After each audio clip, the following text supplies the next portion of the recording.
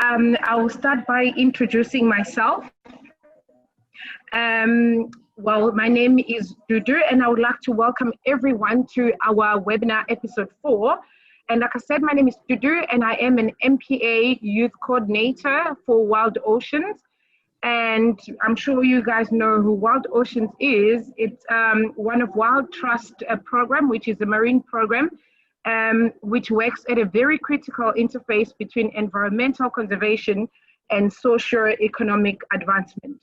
It has various projects that allows it to fulfill its objectives, of which one of these projects will be the MPA expansion project, which aims at advancing marine protection in South Africa.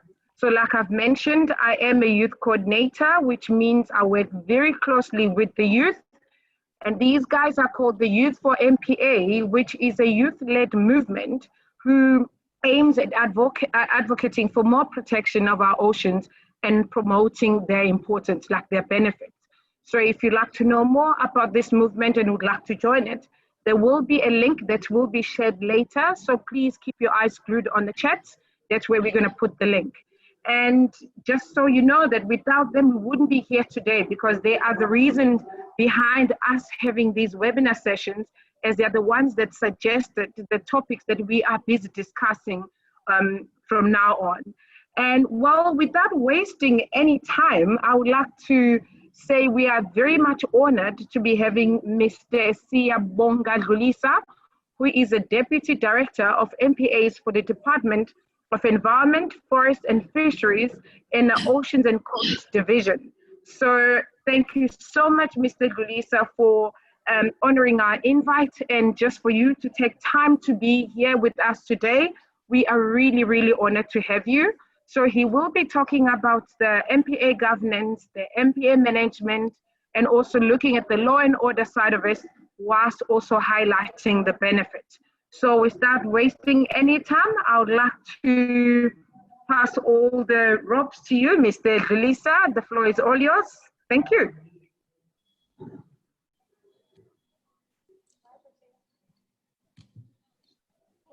Thank you so much, for that good and welcoming statement. As you already articulated here, I will present the topic that has been allocated to me to present it. So I'm trying on my side to project it on the screen so that all of us, we can have an opportunity to share it.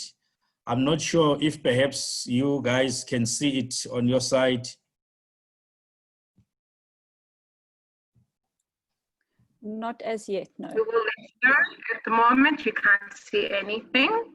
Okay, I'm trying to project it.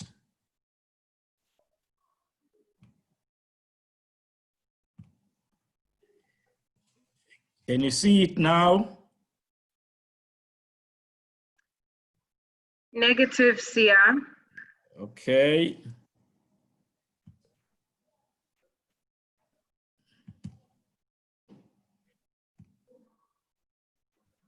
Okay, I'm trying. And now? Nothing, Sia. And maybe can we just do it the way that you did it the first time? So maybe let's use your PDF presentation instead. Is it? Okay. Yeah. Okay, let me open the PDF then. Can you see it?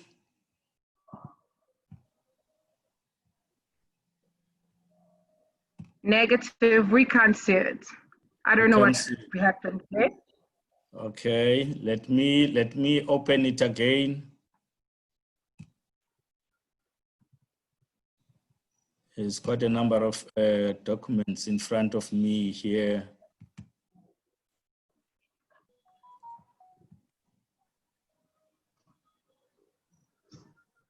Okay, let's go to.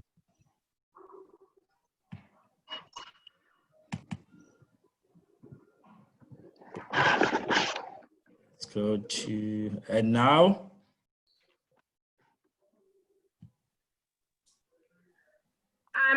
I think, Adrian, if you do have a presentation for Sia, if you could rather maybe show it, that will be better. Okay. I don't. Have you clicked start share in the bottom right hand side? Once you've selected the screen you want to share? Yes, I did.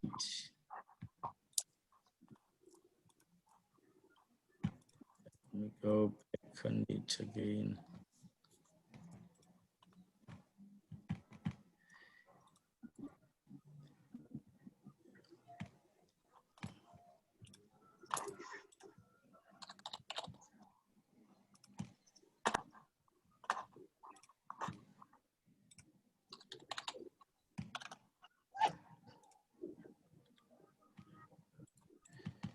Maybe if you can perhaps share it on your site.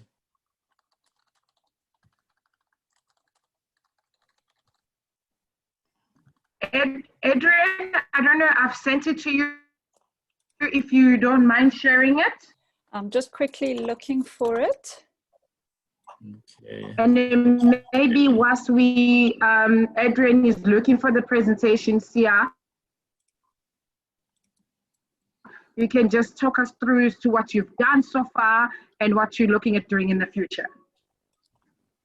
Okay, thank you so much, colleagues, firstly and foremost, for inviting me to this session to come and present this topic of marine protected areas governance. I had a couple of options that has been presented to me by Wild Oceans of what I can present. Due to the nature of MPAs in our country, I felt that it is ideal that I have to choose this topic, MPA governance. The governance part, it's a bit broader, and it's what the government intending to do in terms of doing its business. So as Dudu already projected that my name is Siyabonga Dlulisa, I'm within the branch Oceans and Coast of the department.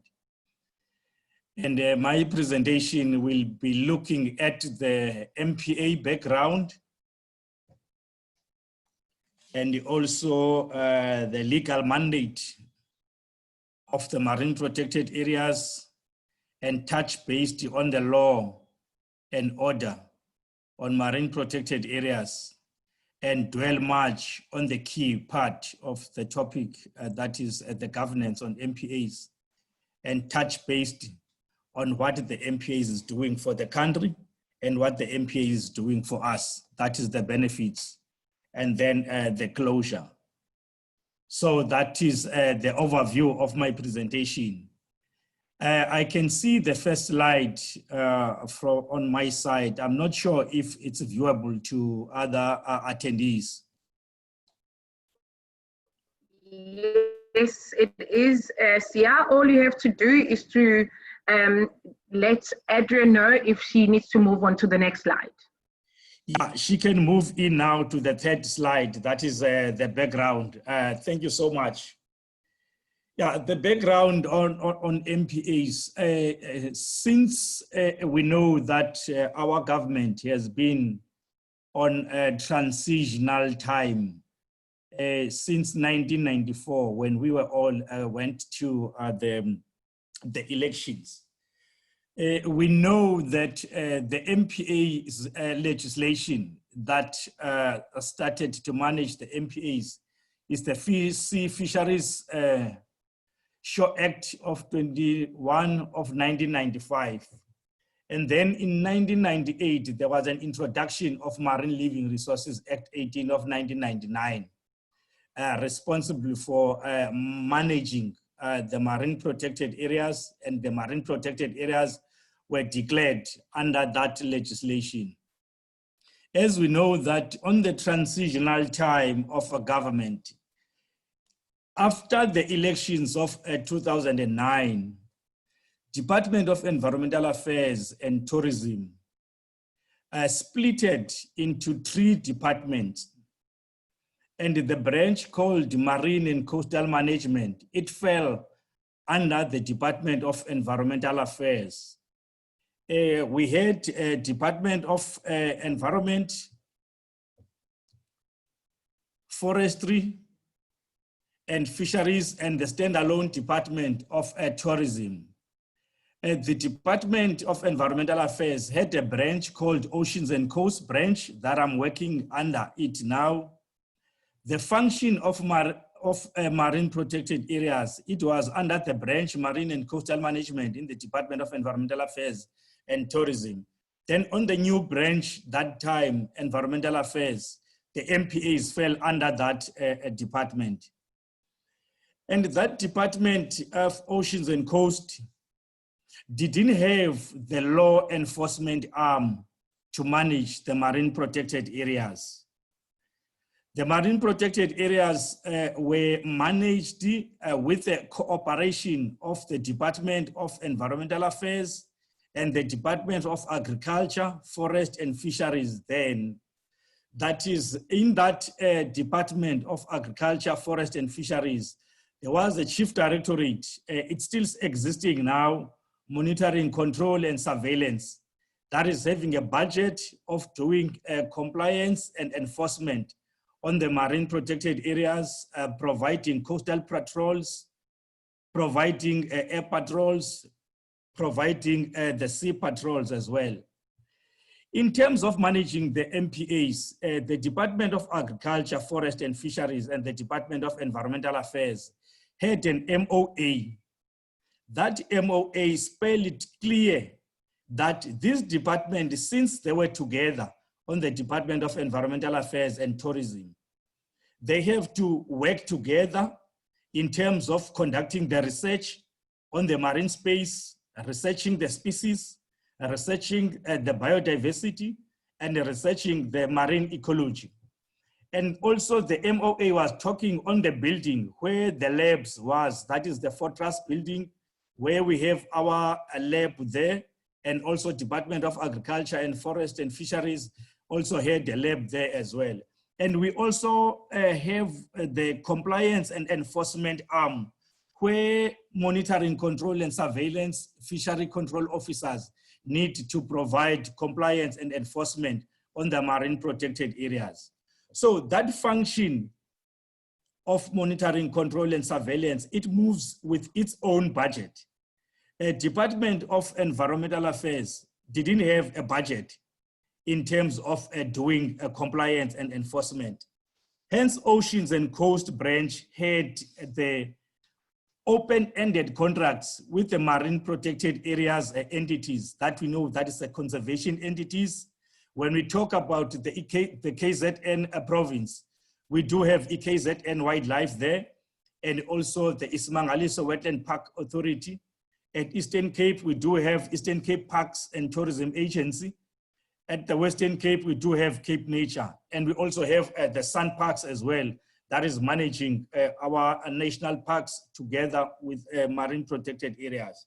So those were the arrangements that Oceans and Coast have in terms of providing the governance within the marine protected areas. As we know that as the time progressed, marine protected areas used to be under the Department of Agriculture, Forest and Fisheries. As we know that they were proclaimed under Section 43 of Marine Living Resources Act, due to the transitional and also the paradigm shift in government. On the 2nd of June, 2014, all Section 43 MPAs that were declared under Marine Living Resources Act, and also that section specifically as Section 43, moved to Section 22A of National Environmental Management Act. So that is the Government Gazette Notice 337710 that spells that information that I'm referring to. As we know that last year, and then again back to 2014, we had a Oceans Economy Initiative that was undertaken by South Africa and replicating what happened at Malaysia, that is the Operation Pakisa. Last year, what happened on the elections of May the 8th, the president of the country pronounced the new departments, trying to reconfigure the government departments. And then last year, Department of Environment, Forest and Fisheries was born under the new minister, Barbara Chris. Under that Department of Environment, Forest and Fisheries, compliance enforcement now was done by the department. As we know, that Department of Environmental Affairs then didn't have the fisheries branch, but now we're together with fisheries. So this is the organogram. If we can go back to the second slide there, Dudu. The MPAs in the Department of Environment, Forest and Fisheries on the oceans and coast structure fell under that branch, as we know. You can go down and do to the organogram of the department. Thank you so much.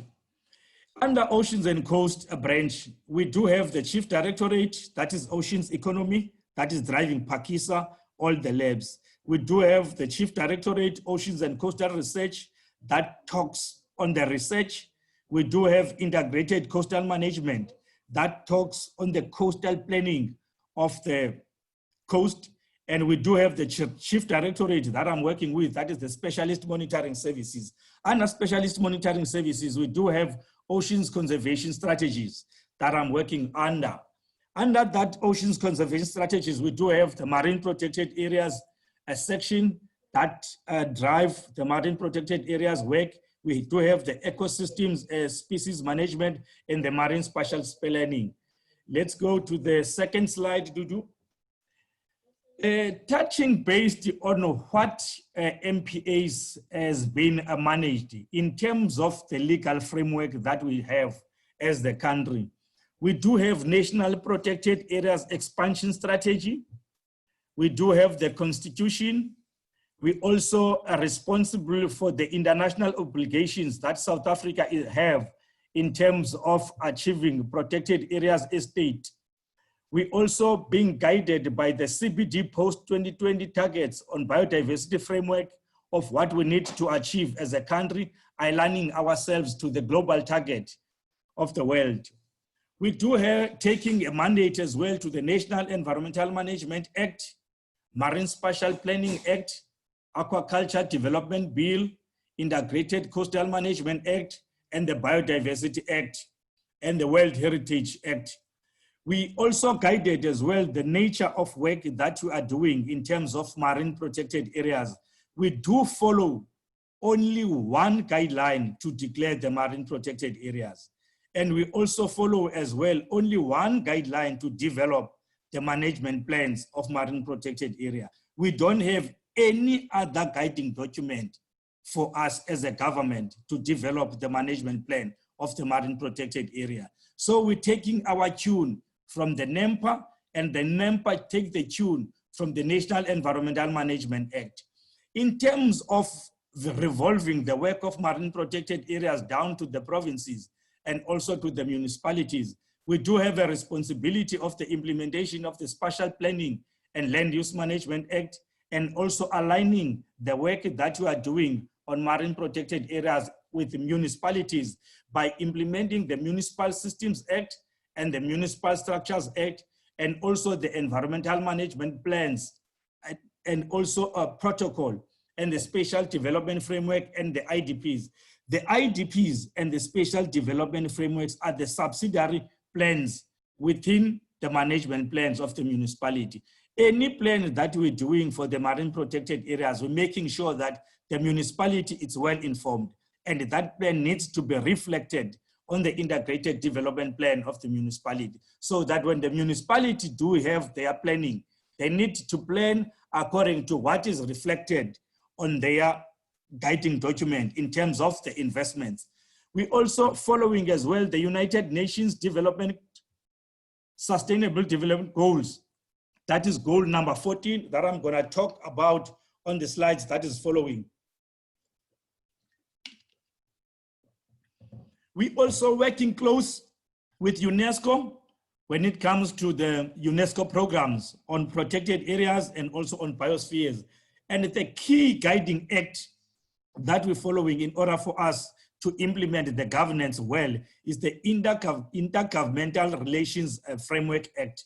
The nature of work that we are doing, as we know that we're aligning ourselves to the global world, we do have bilaterals that we are having with the Canada on the post-2020 biodiversity framework, and we're also working close as well with the Nordic countries and the Scandinavian countries on marine plastic, aquaculture, and also marine ecosystems.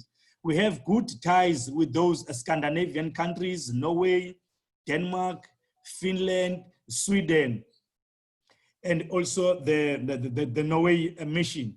We're working also close as well with a Benguela Current Commission on the West Coast side, the agreements that South Africa is having with Namibia and Angola. And the good news, tomorrow we are meeting Namibia in terms of discussing the funding sources that Commission can assist us in terms of developing the management plans of the marine protected areas. As we know that the nature of marine protected areas work that we are doing, we're working close with the entities that I've already mentioned.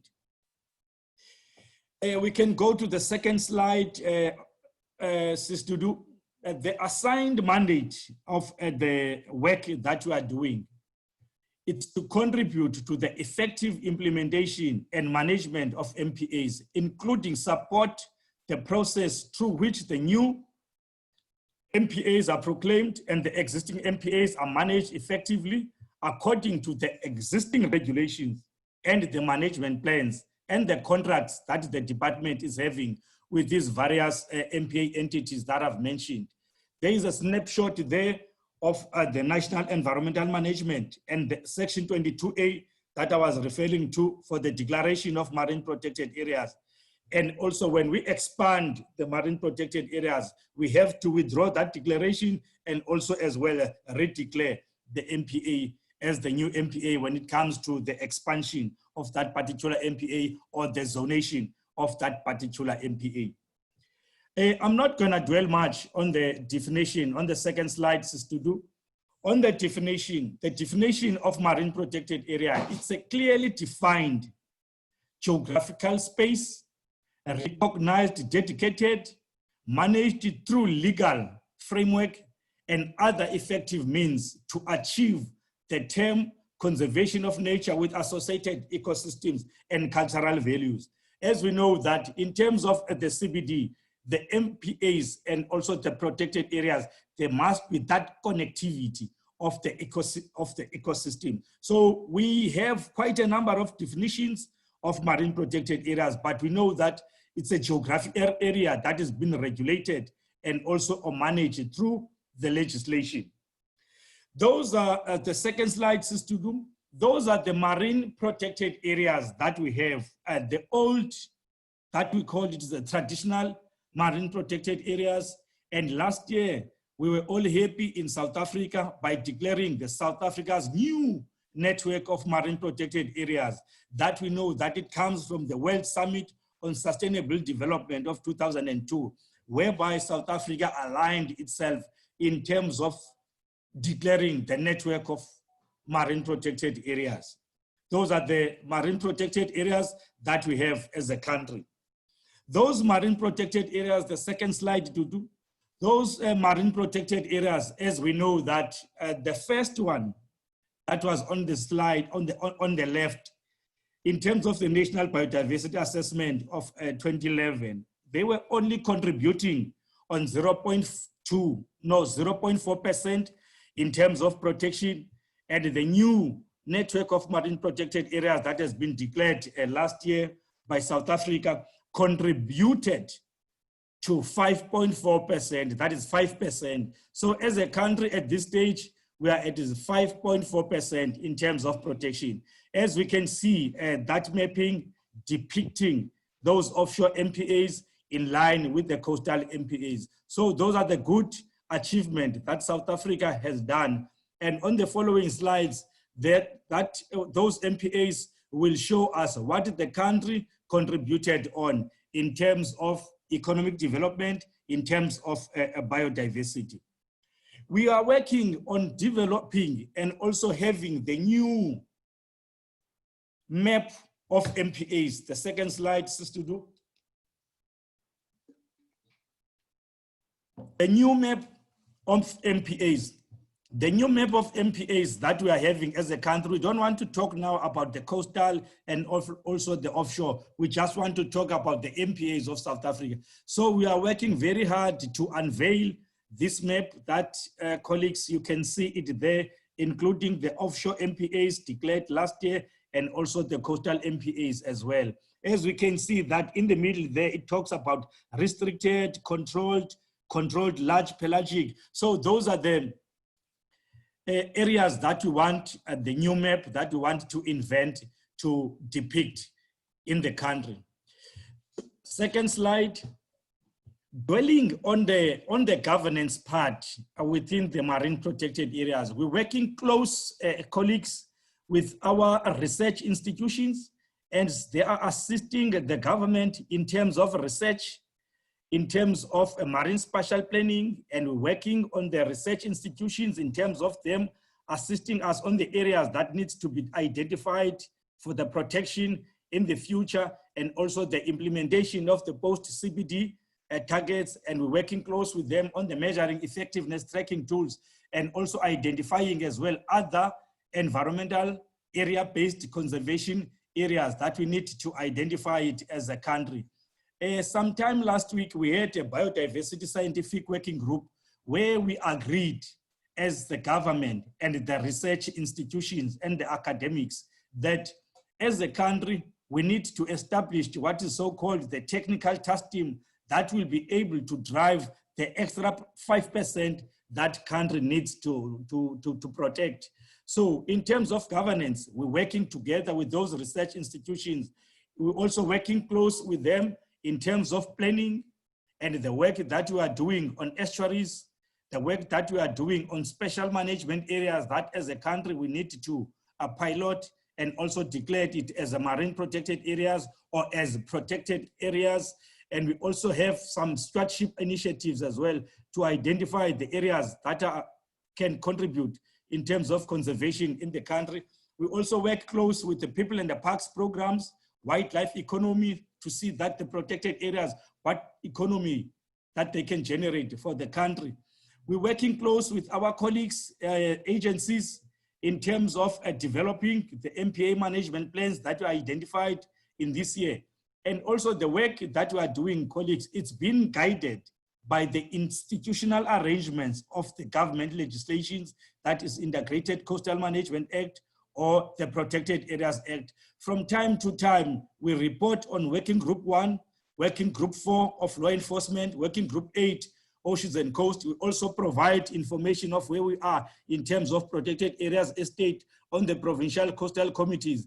We're also taking part on the protected areas technical task teams and also on international conferences as well to inform the world of how far are we in terms of protected areas, in terms of governance in protected areas, in terms of research in protected areas. We also planning for to have MPA forum and the MPA training, whereby we bring in communities to assist us in terms of managing the MPAs. Because if we are government, we're not working close with the communities, we will be in trouble.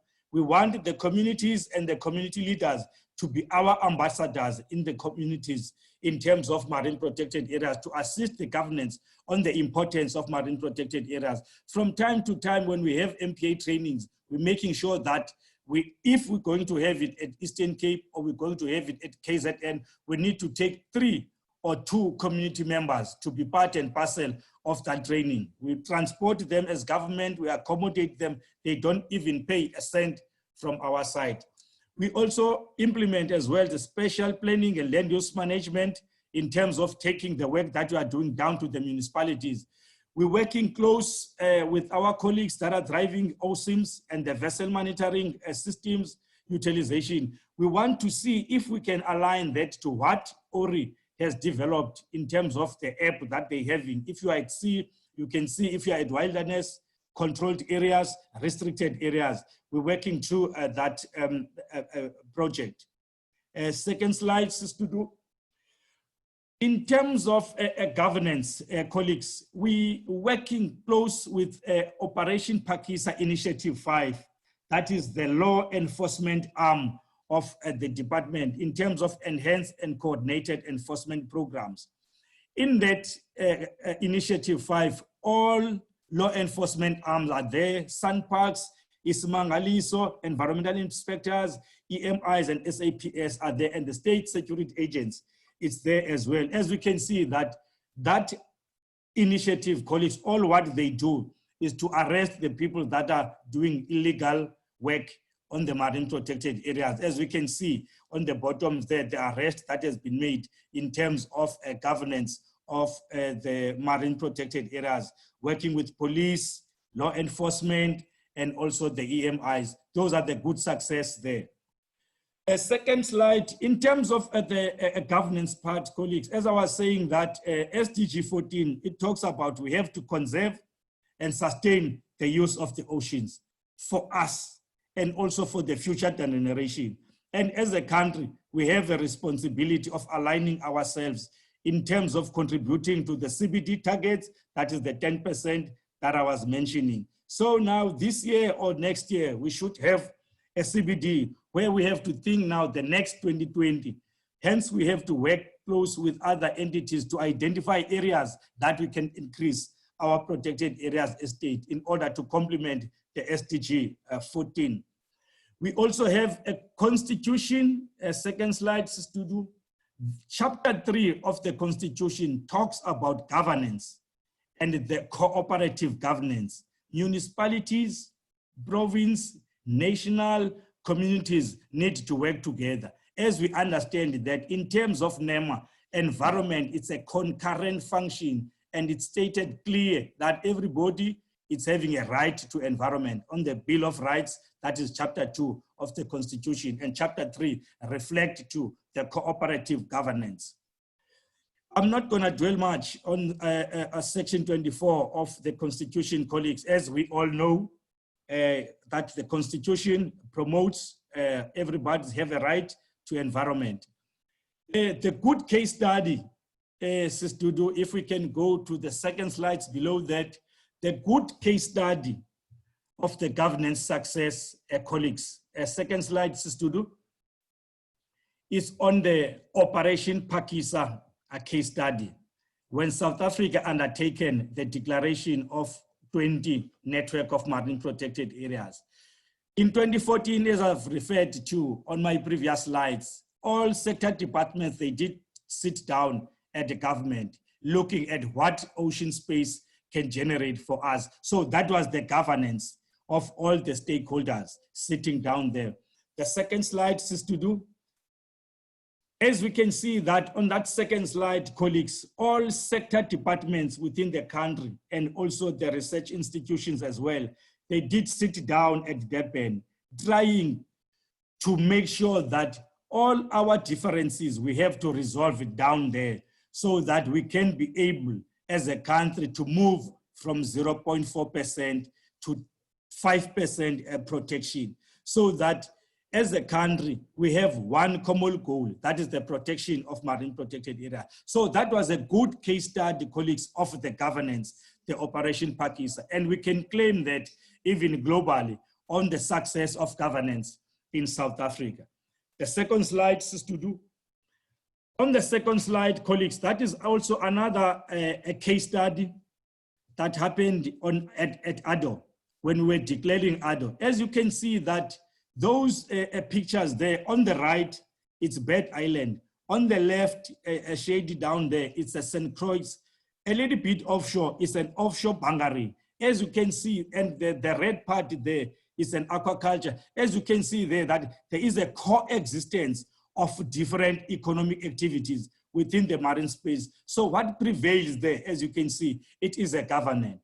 It is a governance, how private sector and government work together in terms of the ocean's economy within the ocean space. Second slide. And now let's see how the Ado has been zoned. That is the ADO that has been zoned last year. As you can see now that we tried in all costs to make sure that the bunkering, we excluded from the MPAs, and also the aquaculture sites, we excluded at the MPA. So those are the good spin-offs of the governance that existed in our country. The second slide, Sistudu. That is a gazette of the Pakisa that we all know. We're not going to dwell much on that. The second slide to do, that is the socio-economic impact assessment certificate that has been issued by the Department of Planning, Monitoring and Evaluation. So that was a good work that the department has done with another department, so that all those MPAs under Operation Pakisa, they did look at the socio-economic benefits, they looked at the environmental benefits, and also they look at the political gains as well. So that's the good governance.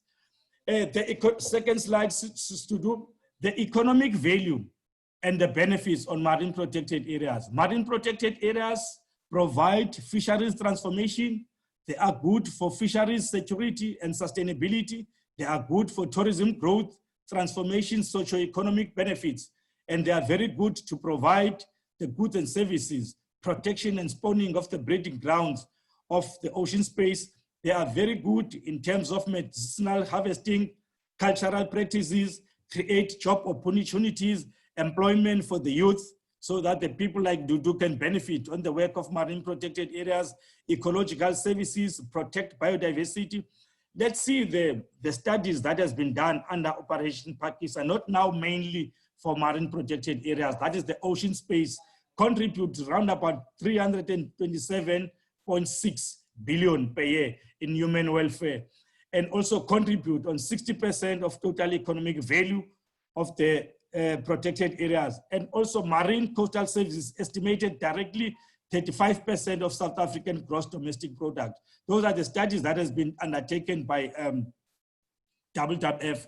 In 2013, the direct value of South Africa marine ecotourism sector was round about plus minus 14 million. As we know that in our marine protected areas, we do have tangible spin-offs that comes from the boat-based whale watching, scuba diving sector, and also the white shark cage diving. We can see there on the second slide as is to do the benefits of marine protected areas. The species there, as we can see the leatherback, and also the gentleman there at Manguzi area, eating his fish, as we can see there as well, the fishermen's launching down there to go and fish. As we know that marine protected areas, it's not only restricted areas, there are controlled areas whereby the communities and also the business can benefit. Second slide, Sistudu. As I was saying that marine protected areas is also good for cultural practices. We can see that the middle slide there, there's Isangoma going and showing the people there where they can harvest the medicine along the marine protected areas. And we can see the guys there having the tools that they use in marine protected areas when they fish on the controlled zone. Those are the benefits that we're having on the marine protected areas. Second slide is to do the ocean's economy impact. That is a big part that has been contributed by the oceans in our South Africa. As we can see on the right side there, the people that are working on the fish factory, processing the fish that has been harvested inside the marine protected areas on controlled zone and also outside the marine protected areas. As we know that our ocean space, there's quite a number of opportunities that they are providing in terms of economic development within the country. So those are the total number of jobs that has been created by all the sectors within the ocean space under the Operation Pakisa. Way forward, last slide is to do. This is our proposal as government. And fortunately, that proposal as well has been endorsed by the Biodiversity Scientific Working Group that we need to undertake the research to look at the extra 5% in our ocean space areas that we need to protect, either via coastal, either via offshore.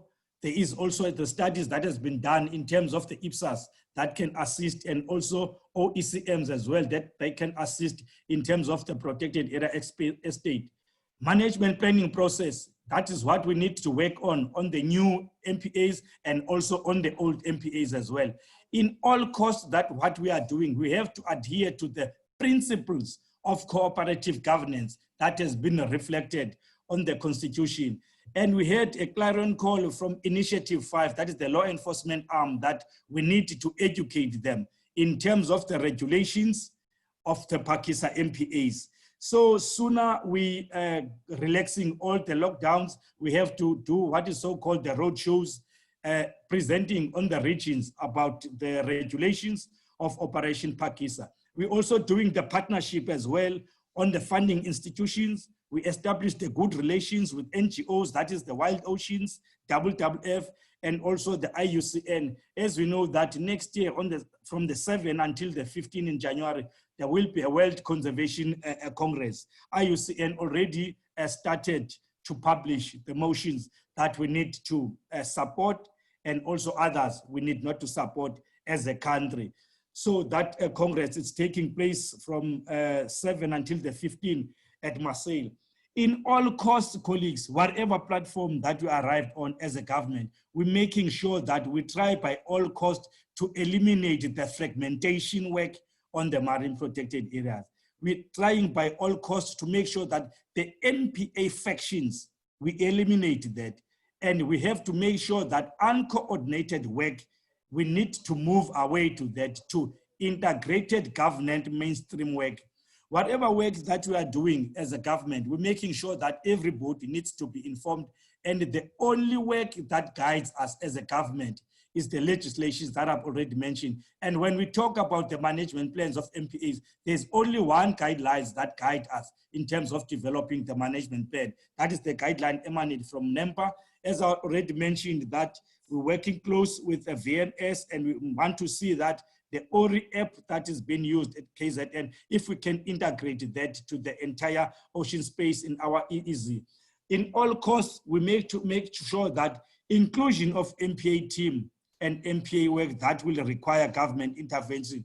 We appeal to Wild Oceans, if they do work on marine protected areas, they must continue to do the good work that they are doing to make sure that they involve us as a team in government that is responsible for marine protected areas. And we know that we are working on a democracy. Everybody is having a right to do what they want, but we are appealing to any work that is being done on marine protected areas. Please just let us know, we will go and participate.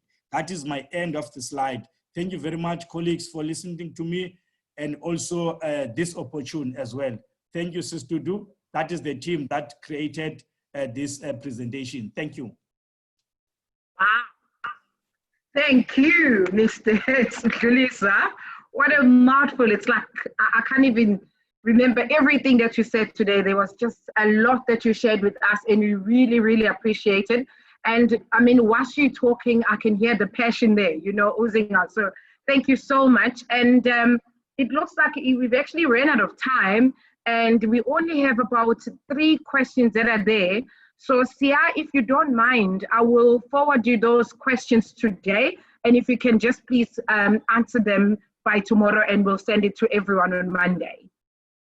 But otherwise, Siyabulela, for your time. That was a very, very interesting presentation. And it looked like we don't even have a lot of questions, meaning it actually means you've nailed it. So thank you, Siyabonga.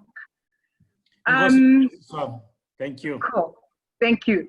And then guys, thank you so much to everyone for staying with us. I know we've just went above the time, but just to quickly let you know that next week, please do not forget that we have Kirsten Grorud Colvett and Jenna Sullivan-Stack all the way from the Oregon State University.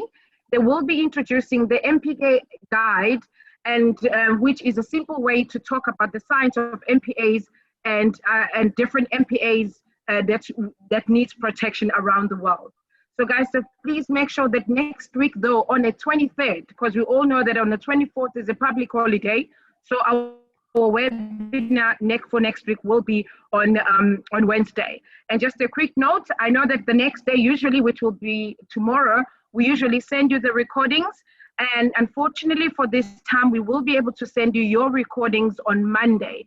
So your Mondays and the questions that were not answered will be answered and will be sent to you on Monday. Guys, thank you so much for all your time by joining us, and we would like to wish you a wonderful evening. Take care and thank you. Thank you, Sister Dudu. Siyabonga. Thank you.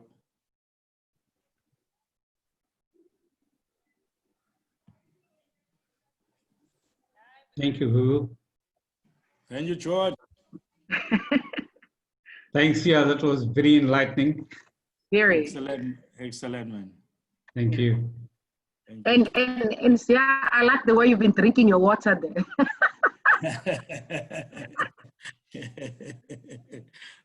Very nice presentation. Sure. Okay.